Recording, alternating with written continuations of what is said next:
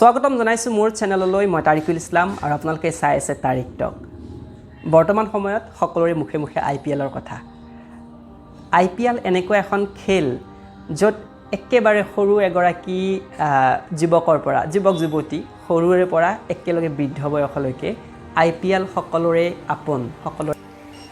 সেই হেতুকে ভাবিলো IPLৰ ওপৰত এটা সৰু ভিডিঅ' বনাও এনেকুৱা ভিডিঅ' য'ত আপোনালোকে IPL নো কি হয় কেতিয়ানো আহিল কেনেকৈ আহিল IPLৰ যি টিমবোৰ আছে টিমবোৰক কিমানখিনি আমি মানে মই নহয় বাৰু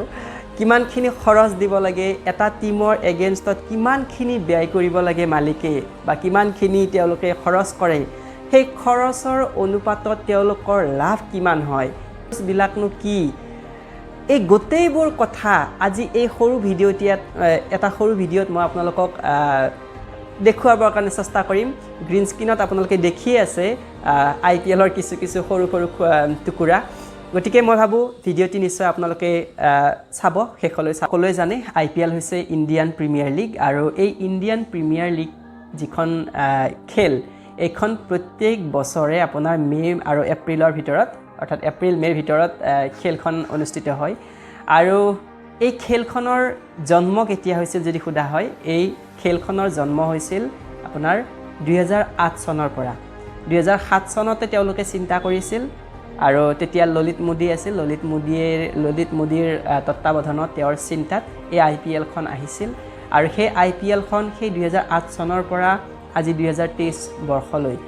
খুব সুন্দৰভাৱে সুচাৰুৰূপে চলি আছে আৰু তাৰ মাজতে বিভিন্ন ধৰণৰ কন্ট্ৰভাৰ্সি হৈ আছে কাৰণ ইমান এখন ডাঙৰ ব্যয়বহুল খেল ক'ব গ'লে ইমান কৰোৰ টকাৰ এখন খেল তাত এনেকুৱা সমস্যা হোৱাটো একেবাৰে স্বাভাৱিক কন্ট্ৰভাৰ্সি হয় 36,22,000 দৰ্শকে 2008 চনত প্ৰথমবাৰ যেতিয়া IPL অনুষ্ঠিত হৈছিল তেতিয়া দৰ্শকে তেনেকুৱাকৈ সঁহাৰি জনাইছিল গতিকে ভাবক আৰম্ভণিতে ইমানখিনি সহানুভূতি ইমানখিনি দৰ্শকৰ আগ্ৰহ আৰু 2008 চনত যেতিয়া আৰম্ভ হৈছিল IPL তেতিয়া কিন্তু পাকিস্তানৰ খেলুৱৈ IPLত ভাগ ল'ব পাৰিছিল আৰু সময়ত অৰ্থাৎ 2008 চনত বেছিকৈ উইকেট লোৱা যিগৰাকী খেলুৱৈ আছিল তেওঁ আছিল সোহেল তানৱীৰ আছিল আপোনাৰ পাকিস্তানৰ খেলুৱৈ আৰু 2010 চনত আমাৰ সকলোৰে প্ৰিয় শচীন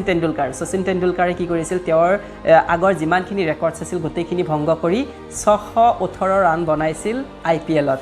কে মই থুলমূল এটা আভাস দিলোঁ এতিয়া আহিছোঁ IPLত কিমান কেইটা টিম থাকে আৰু টিমবোৰৰ নাম কি আৰু এই টিমবোৰৰ কেপ্টেইননো কোন গোটেইখিনি মই এবাৰ আপোনালোকৰ ওচৰত আনিছোঁ আৰু আমি যদি IPLৰ টিমৰ বিষয়ে ক'বলৈ যাওঁ তেতিয়া আমাৰ সকলোৰে মনত এটা কথা প্ৰথমেই আহে সেইটো হৈছে CSK টিম আৰু CSK থাকে আমাৰ সকলোৰে প্ৰিয় MS ধোনী আৰু MS ধোনী এনেকুৱা এগৰাকী ব্যক্তি যিয়ে আজিলৈকে আৰম্ভণিৰে পৰা তেওঁৰ কেপ্টেইনশ্বিপ কোনেও গুচাব পৰা নাই তেওঁ আৰু 2 নম্বৰ টিমৰ কথা ক'ব গ'লে সেইটো হৈছে দিল্লী কেপিটেলৰ যিগৰাকী কেপ্টেইন তেওঁ হৈছে ডেভিড ৱাৰ্নাৰ আৰু তেওঁ এগৰাকী ইণ্ডিয়ান নহয় তেওঁ বাহিৰৰ হয় 3 নম্বৰৰ যদি টিমৰ কথা কওঁ সেইটো হৈছে গুজৰাট টাইটেন্স আৰু ইয়াৰ যিগৰাকী কেপ্টেইন অধিনায়ক তেওঁ হৈছে হাৰ্দিক পাণ্ডিয়া আমাৰ সকলোৰে প্ৰিয় আৰু 4 নম্বৰ যিটো টিম সেইটো হৈছে KKR অৰ্থাৎ কলকাতা নাইট ৰাইডাৰ্ছ আৰু এই কলকাতা নাইট ৰাইডাৰ্ছৰ কেপ্টেইন হৈছে নীতিশ ৰাণা আৰু নীতিশ ৰাণাৰ তত্ত্বাৱধানত কি হৈছিল দুবাৰকৈ কিন্তু KKRে আপোনাৰ চেম্পিয়নশ্বিপ ল'বৰ কাৰণে সক্ষম হৈছে এইটো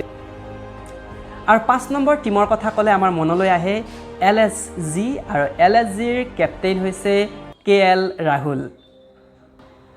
আৰু 6 নম্বৰ টিমৰ ভিতৰত আহিব মুম্বাই ইণ্ডিয়ানছ আৰু য'ত কেপ্টেইন হৈছে ৰোহিত শৰ্মা আৰু ৰোহিত শৰ্মাৰ তত্ত্বাৱধানতে এই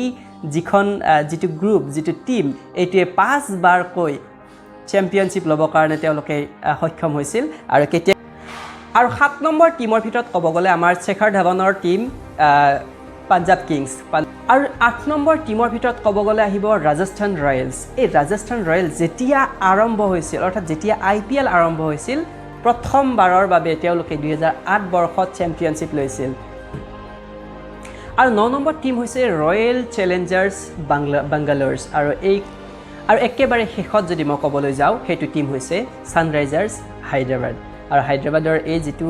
টিম তেওঁলোকে কিন্তু এবাৰ চেম্পিয়নশ্বিপ লৈছে সেইটো আৰু এই যিটো টিম এই টিমে আপোনাৰ 2016 বৰ্ষত কিন্তু উইনাৰ হৈছিল আৰু একেবাৰে শেষত যদি মই ক'বলৈ যাওঁ সেইটো টিম হৈছে ছানৰাইজাৰ্ছ হায়দৰাবাদ আৰু এইটো টিমে আপোনাৰ 2016 বৰ্ষত উইনাৰ হৈছিল আৰু গতিকে মই থুলমূলকৈ আপোনালোকক গোটেই টিমৰ নামকেইটা আৰু কেপ্টেইনৰ নাম কৈ দিলোঁ আৰু এতিয়া মই আহিছোঁ আপোনালোকৰ ওচৰলৈ লৈ টাইটেল স্পন্সৰ্ড অৰ্থাৎ এই যে ভাবকচোন আপোনালোকে এই ইমানখিনি টকা ইমানখিনি খৰচ ব্যয়বহুল এখন খেল ইয়াততো অকলে 2-এজন মানুহ সেইটো পে' কৰিব নোৱাৰে এইটোতো সম্ভৱ নহয় গতিকে কেনেকৈনো তেওঁলোকে আৰ্ণ কৰে কেনেকৈনো তেওঁলোকে উপাৰ্জন কৰে এই খেলখনৰ জৰিয়তে তাৰ বহুত কেইটা সোৰ্স আছে তাৰ ভিতৰত এটা হৈছে টাইটেল স্পন্সৰ্ড অৰ্থাৎ আপুনি চাবচোন যেতিয়া আপোনাৰ IPL খেল আৰম্ভ হয় প্ৰত্যেক বছৰে IPLৰ ওপৰেদি সৰুকে এটা ব্ৰেণ্ড এটা থাকে প্ৰত্যেকবাৰে কেতিয়াবা পেপচি আহিব কেতিয়াবা ভিভো আহিব এতিয়া বৰ্তমান টাটা চলি আছে এই ভিভো এটা চাইনিজ কোম্পানী এই চাইনায়ো কিমানখিনি ইনভেষ্ট কৰে ভাবক ভিভোই আপোনাৰ 15 অৰ্থাৎ 16ৰ পৰা 19 চনলৈ ভিভোয়ে স্পন্সৰ কৰি আছে টাইটেল স্পন্সৰৰ নামতো বহুখিনি কিন্তু খৰচ কৰিব লাগে তেনেকুৱা কথা নহয় যে অলপ আবদ্ধকা ভোজ খাই আহোঁ তেনেকুৱা কথা নহয় বহুতখিনি আৰু এই যে টাইটেল স্পন্সৰৰ পৰা পইচাটো পায়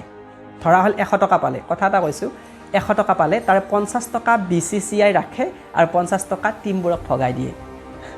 এটা গ্ৰুপক অৰ্থাৎ এটা টিমৰ এগেইনষ্টত প্ৰত্যেক বছৰে প্ৰায় 200 crores আপোনাৰ খৰচ কৰিব লাগে ভাবক এটা টিমৰ লগত গতিকে সেই হিচাপত আপোনাৰ 200 কোটি টকা যদি খৰচ কৰে তাৰ হিচাপত কি কৰিব লাগিব 500 কোটি ইনকাম হ'ব লাগিব নহয় জানো সেই ইনকাম হৈছে টিভি চেনেলত যে আপোনাৰ ব্ৰডকাষ্টিং হয় টিভি চেনেলত যে দেখুৱায় এবাৰ ৰিসেন্টলি 2 বছৰ আগত ইউটিউবতো তেনেকুৱাকৈ ব্ৰডকাষ্টিং কৰিছিল আৰু এই যে টিভিত দেখুৱাই টিভি চেনেলবিলাকেও হিউজ এমাউণ্ট এটা দিব লাগে 2008 চনত যেতিয়া প্ৰথম IPL আৰম্ভ হ'ল তেতিয়াৰ পৰা 2017 চনলৈকে Sony টিভিয়ে এই IPL ব্ৰডকাষ্টিং কৰিছিল IPLৰ খেল দেখুৱাইছিল তাৰপিছত 2017 লৈকে থাকিল Sony অৰ্থাৎ 18ৰ পৰা এতিয়ালৈকে এই ব্ৰডকাষ্টিং কৰি আছে কোনে ষ্টাৰ স্পৰ্টছে আৰু ষ্টাৰ স্পৰ্টছে এতিয়ালৈ দি আছে পইচা কিমানখিনি প্ৰায় 165 বিলিয়ন এতিয়া প্ৰশ্ন হ'ল ইমানবোৰ টকা যে টিভি চেনেলবিলাকে দিব লাগে তেওঁলোকৰতো লাভটো তাতকৈ বহুত বেছি হ'ব লাগিব এতিয়া লাভবোৰ কেনেকৈ হয় প্ৰফিট তেওঁলোকে কেনেকৈ আৰ্ণ কৰে এইটো ক'ব গ'লে আমি যে IPL চাই থাকোঁ IPL চোৱাৰ মাজত মাত্ৰ 10 ছেকেণ্ডৰ যদি এটা এডভাৰটাইজ বাজে মাত্ৰ 10 ছেকেণ্ড মন কৰিব এই 10 ছেকেণ্ডৰ বিনিময়ত টিভি চেনেলক দিব লগা হয় প্ৰায় 15 লাখ টকা এটা এডভাৰটাইজৰ নামত গতিছত আহিল আপোনাৰ জাৰ্চি আমি যে জাৰ্চিযোৰ যে দেখোঁ আপোনালোকে দেখিছে মোৰ পিছফালে এই যে জাৰ্চিযোৰ দেখিছে এই জাৰ্চিত প্ৰায় 10টা ব্ৰেণ্ডৰ এড লগোৱা থাকে 10টা ব্ৰেণ্ডৰ ষ্টিকাৰ্ছ ইয়াত লগোৱা আছে আৰু এই 10টা ব্ৰেণ্ডৰ পৰা তেওঁলোকে এই জাৰ্চিৰ নামতে বহুখিনি টকা পায় মানে স্পন্সৰ কৰে তেওঁলোকে আৰু তেনেকুৱাকৈ পইচা পায় এইটো হৈছে দ্বিতীয়টো আপোনাৰ সোৰ্স মানে আৰ্ণ কৰা আৰু যদি মই তাৰ উপৰিও যদি বেলেগ সোৰ্সৰ কথা কওঁ সেইটো হৈছে সৰু সৰু কথা কেতিয়াবা মানে কি হয় আমি যেতিয়া খেল চাবলৈ যাওঁ আমি কিছুমান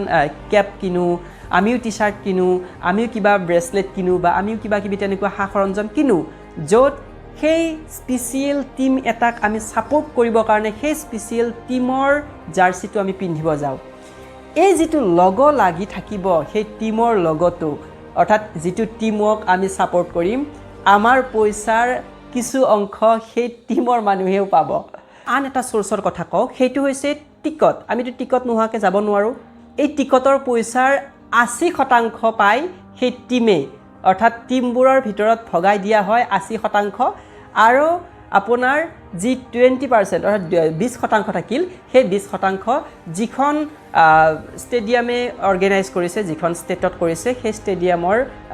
যি এছ'চিয়েশ্যন তেওঁলোকে কি কৰে সেইটো পায় গতিকে ইয়াৰ প্ৰাইজ মানিৰ কথা ক'ব গ'লে যিটো উইনাৰ টিম হয় তেওঁলোকে পায় 20 crores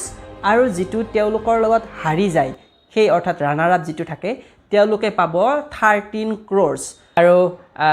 এখন ডাঙৰ খেল সকলোৱে উপভোগ কৰে আৰু ময়ো যদিও খেলৰ বহুত বেছি আগ্ৰহী নহয় কিন্তু IPLক ভাল পাওঁ বুলি মই ইতিমধ্যে ক'লোঁ গতিকে এইখিনিয়ে কৈ আজিৰ এই ভিডিঅ'টি মই ইয়াতে সমাপ্ত কৰিছোঁ